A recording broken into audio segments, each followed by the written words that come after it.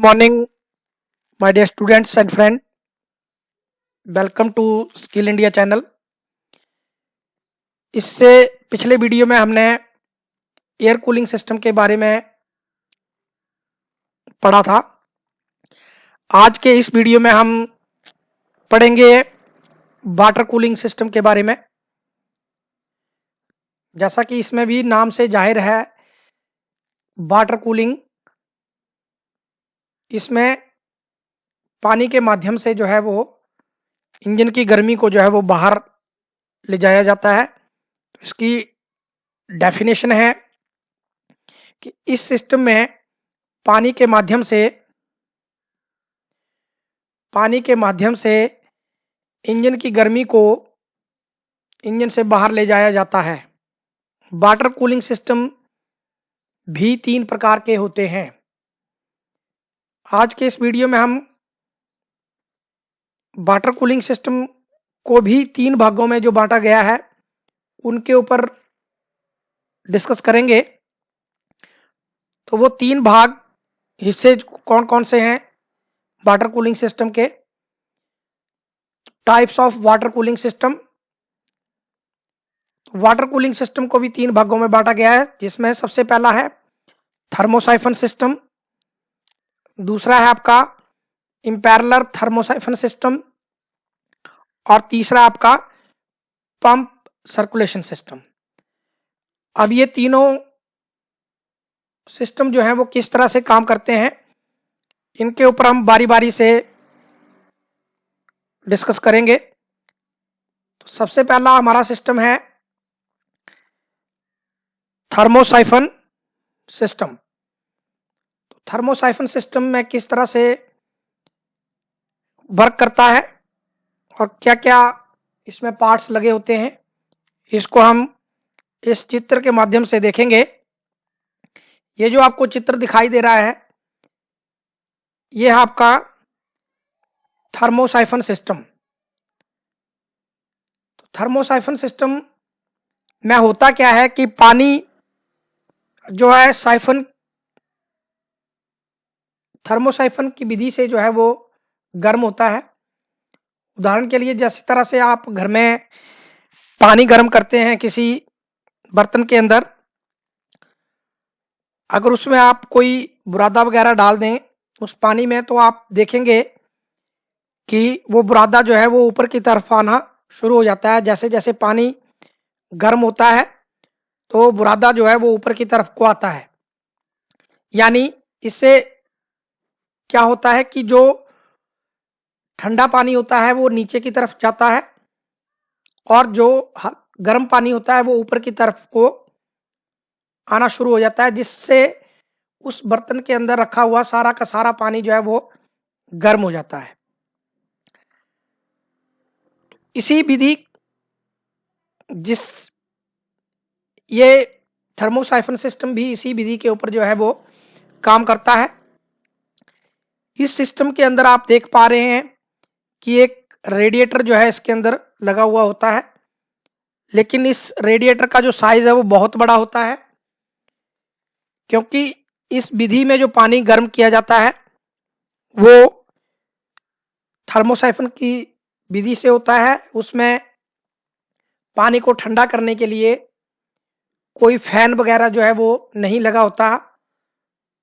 गाड़ी के चलने से जो हवा इस रेडिएटर में टकराती है, उसी की वजह से जो है ये पानी ठंडा होता है। और इस विधि की सबसे बड़ी कमी जो थी कि एक तो रेडिएटर इसमें बहुत बड़ा लगाना पड़ता था, बहुत पानी चाहिए होता था इसमें, और पानी जो है वो अपने आप थर्मोसाइफन सिस्टम के आधार पर जो है वो सर्कुलेट करता है। अगर इस सिस्टम के अंदर पानी, क्योंकि ये जो आपका सिस्टम है इसमें पानी का लेवल जो है वो यहां तक रेडिएटर की कैप तक हर समय भरा होना चाहिए। अगर यहां पर पानी का जो लेवल है वो कम हो जाए, यानी मान के चलो जहां पर मैं आपको एरो ये दिखा रहा हूं वहां तक अगर रेडिएटर के अंदर पानी हो जाए और तो उसका लेवल जो है इस हॉज पाइप के अंदर, टॉप हॉज पाइप के ऊपर भी इसी लेवल का रहेगा। तो उससे होगा क्या कि पानी का आपस में संबंध जो है वो टूट जाएगा। यानी पानी, एक पानी यहां रह गया और दूसरा पानी जो है वो यहां रह गया। यहाँ का तो एक मिला हुआ है, ये यहाँ नीचे का तो आपस में मिला हुआ है ये सारा पानी। लेकिन जब इसमें पानी कम हो जाएगा, ये यहाँ लेवल कम हो जाएगा, तो यहाँ जो लेवल कम होगा उसी का इफेक्ट इस हॉज पाइप के सीध में भी उतना ही पानी का लेवल जो है वो होगा। जिस वजह से होगा क्या कि ये पानी जो है वो थर्मोसाइफन सिस्टम की विधि से सर्कुलेट नहीं हो जाए पाएगा। इन दोनों के बीच में गैप हो जाएगा और इंजन जो है वो ओवरहीट होगा। तो इस थर्मोसाइफन सिस्टम का सबसे बड़ा जो नुकसान था वो ये था कि पानी कम हो जाने की वजह से, रेडिएटर के अंदर अगर पानी कम हो जाता था तो ये सिस्टम जो है वो काम करना बंद कर देता था। ये सिस्टम तब अपनाया जाता था जब शुरू शुरू में गाड़ियां बननी शुरू हुई थी, तब ये सिस्टम जो है वो गाड़ियों में प्रयोग किया जाता था। आज के टाइम में ये सिस्टम जो है वो प्रयोग नहीं किया जाता, क्योंकि इसमें रेडिएटर बहुत बड़ा लगाना पड़ता था। दूसरा, पानी की जो ठंडा होने की जो स्पीड थी वो बहुत कम होती थी, क्योंकि ठंडा करने के लिए कोई पंप, कोई फैन वगैरह जो है वो ना ही इसमें प्रयोग नहीं किया जाता था। नेक्स्ट जो सिस्टम है आपका, वो है आपका इंपैरेलर थर्मोसाइफन सिस्टम। इसमें एक शब्द और जुड़ गया आपका, इंपैरेलर। इंपैरेलर बोलते हैं हम पंखे को, लेकिन बाकी का सिस्टम जो है वो आपका सेम ही रहा, थर्मोसाइफन सिस्टम। तो इसमें एक चीज क्या कर दी इन्होंने कि एक फैन जो है वो इंजन के आगे वाले भाग में जो है वो लगाया गया। उससे फर्क क्या पड़ा कि इस रेडिएटर का साइज जो है वो कम हो गया और इस पानी को, इस पानी के ठंडा होने की स्पीड जो है वो बढ़ गई। यानी कि पानी जो है वो जल्दी से ठंडा होना शुरू हो गया। वो क्यों हुआ? क्योंकि पहले वाले सिस्टम में देखा आपने कि उसमें कोई फैन नहीं था, इसमें एक फैन लगा दिया गया जो कि रेडिएटर के आगे वाले भाग से, फिंस के अंदर से, यहाँ जो पतली पतली सी पत्तियां लगी होती हैं, आपने रेडिएटर देखा होगा, उनको हम फिंस कहते हैं। उनके अंदर से जो है वो हवा को खींचता है, और जब हवा फिंस के अंदर से जाती है और पानी जो है उन ट्यूब्स के अंदर भरा होता है, तो वो उस पानी की गर्मी को जो है वो बाहर ले जाता है, जिससे पानी जो है वो जल्दी ठंडा हो जाता है। और इस सिस्टम में जो है वो रेडिएटर का जो साइज है वो कम हो गया, और इंपैरेलल जो है इसके अंदर एक पंखा जो है वो लगा दिया गया।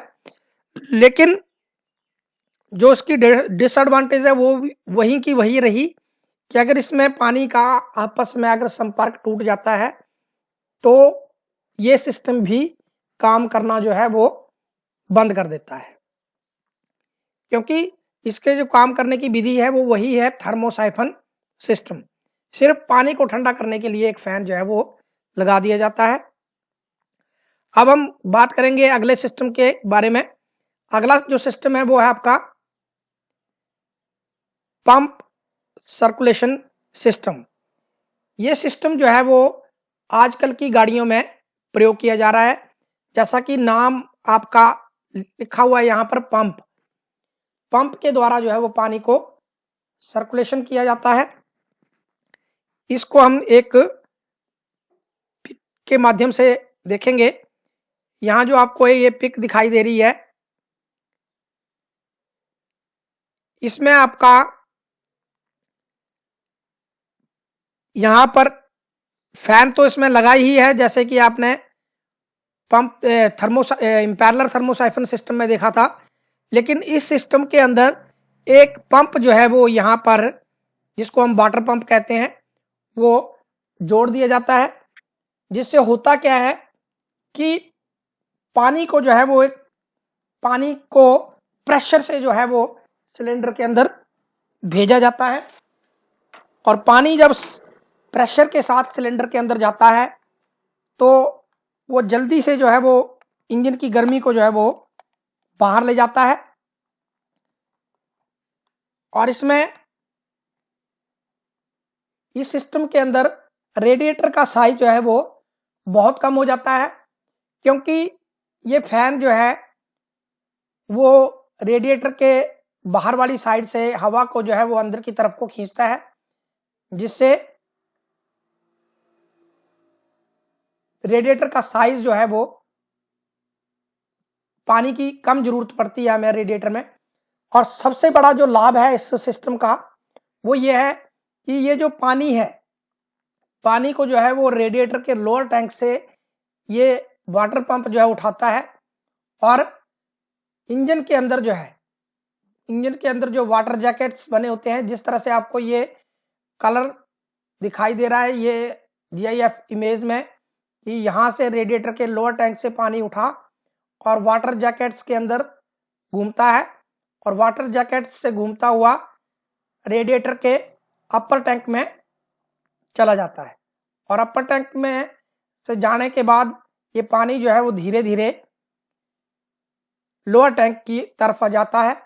और जब लोअर टैंक की तरफ जाता है तो यहाँ से हवा जो है वो ये जो फैन लगा हुआ है, ये फैन जो है वो बाहर से हवा को खींचता है, जिससे रेडिएटर के अंदर रखा हुआ पानी जो है वो जल्दी ठंडा हो जाता है। और दूसरा जो इसका सबसे बड़ा लाभ है कि इस सिस्टम के अंदर, क्योंकि पानी को जो है एक पंप के द्वारा सर्कुलेट किया जा रहा है, तो अगर इस सिस्टम के अंदर रेडिएटर के अंदर पानी का लेवल जो है वो कम भी हो जाए, जहां पर मैं आपको एरो दिखा रहा हूं, अगर यहां तक भी पानी का लेवल हो जाए तो भी ये सिस्टम जो है वो काम करना बंद नहीं करता। क्यों नहीं करता? क्योंकि ये पंप जो है उस पानी को प्रेशर के साथ जो है वो यहां पर फेंक देता है। अगर यहां तक लेवल होगा तो भी यहां से आपका इस पानी को जो है वो यहां पर फेंक देगा। तीसरा, इस सिस्टम में ये जो आपका हॉस पाइप होता है, हॉस पाइप आपने पहले वाले इसमें भी देखा कि नीचे वाले टैंक से ही जुड़ा होता है।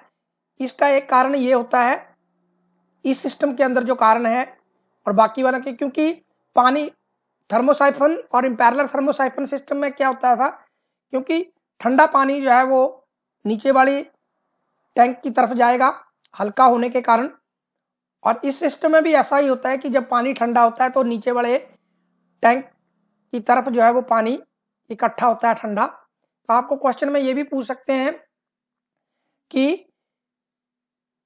रेडिएटर के लोअर टैंक से ही पानी को क्यों उठाते हैं? तो इसका जो सही कारण है, सही आंसर है, वो है कि इस रेडिएटर के लोअर टैंक में जो है वो ठंडा पानी होता है, इसलिए रेडिएटर के लोअर टैंक से ही वाटर पंप जो है वो पानी को उठाता है।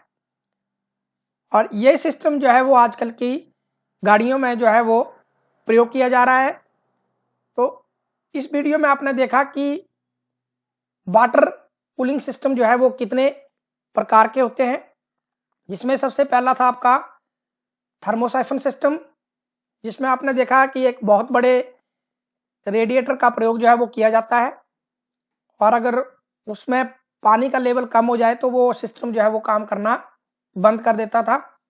उसके बाद देखा आपने इम्पैरेलर थर्मोसाइफन सिस्टम, उसमें क्या किया गया है कि एक पंप फैन जो है वो पानी को ठंडा करने के लिए लगा दिया गया, और उसमें फर्क क्या पड़ा, एक रेडिएटर का साइज जो है वो कम हो गया, क्योंकि फैन जो है वो रेडिएटर के बाहर से हवा को खींचता है, लेकिन उसके जो कार्यविधि, जो प्रिंसिपल है, वर्किंग प्रिंसिपल, वो वही रहा थर्मोसाइफन सिस्टम। और नुकसान वही रहा उसका कि अगर वो पानी का लिंक जो है अगर आपस में टूट जाएगा तो वो सिस्टम जो है वो काम करना बंद कर देता था। तीसरा, ये जो सिस्टम आपको इस पिक में दिखाई दे रहा है, ये है आपका पंप सर्कुलेशन सिस्टम, जिसमें एक पंप के माध्यम से जो है वो पानी को सर्कुलेट कराया जाता है। और ये सिस्टम जो है वो आजकल के इंजनों में प्रयोग किया जा रहा है। और इस सिस्टम में अगर पानी का लेवल, जो सबसे बड़ा लाभ है, पानी का लेवल अगर रेडिएटर में कम भी हो जाए तो भी ये सिस्टम जो है वो काम करना बंद नहीं करता था। तो इस वीडियो में हमने सीखा how many types of water cooling system, कितने प्रकार के होते हैं वाटर कूलिंग सिस्टम। उसके बाद हमने देखा working principle of thermosiphon system, thermosiphon system किस तरह से काम करता है। उसके बाद हमने पढ़ा कि working principle of in parallel thermosiphon system, in parallel thermosiphon system जो है वो किस आधार पर काम करता है। और उसके बाद हमने पढ़ा कि working principle of pump circulation system, कि पंप सर्कुलेशन सिस्टम जो है वो किस तरह से काम करता है। इससे अगले वीडियो में हम जो हमारा पंप सर्कुलेशन सिस्टम है, इसके जो पार्ट्स होते हैं, कौन कौन से पार्ट्स इसमें लगे होते हैं, उनके ऊपर बारी बारी से एक एक पार्ट्स के ऊपर जो है वो हम डिटेल से डिस्कस करेंगे। स्वच्छता को अपनाना है और गंदगी को दूर भगाना है। Thanks for watching. Beti Bachao Beti Padhao. अगर आपको मेरे चैनल के वीडियो समझ में आ रहे हैं तो आप मेरे चैनल को सब्सक्राइब कर सकते हैं, अपने दोस्तों में शेयर कर सकते हैं। लेकिन एक जो रिक्वेस्ट है जो मैं ज़्यादातर आपसे करता हूं कि अगर आपको ये वीडियो अच्छा लगा होगा तो आप लाइक जरूर करें, जिससे हम और वीडियो भी बनाने में हमें ये आपकी तरफ से एक मैसेज मिलता है। Thank you. जय हिंद, जय भारत।